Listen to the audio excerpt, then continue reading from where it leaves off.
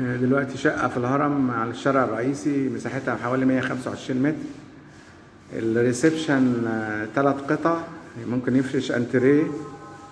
ده الشباك اللي على الشارع الرئيسي جنب حلواني القويدر.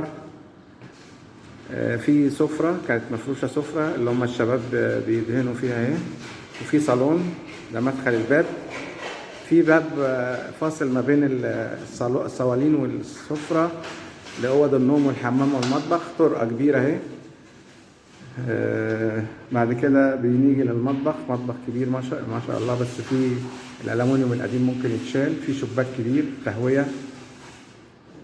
في طرقة كبيرة اهي قدام أوض النوم، ممكن يتحط فيه كرسي أو كنبة. في حمام كبير، في اللي هو الحوض والقعدة والبانيو. في أوضتين نوم كبار أو معقولين يعني. أوضة النوم الأولانية عليها شباكين عرض باركيه. أوضة النوم التانية فيها شباك تفرش تفرش أوضة نوم. دي الطرقة الكبيرة دي، وده الباب الفاصل ما بين أوضة النوم والسفرة والصالون والأنتريه.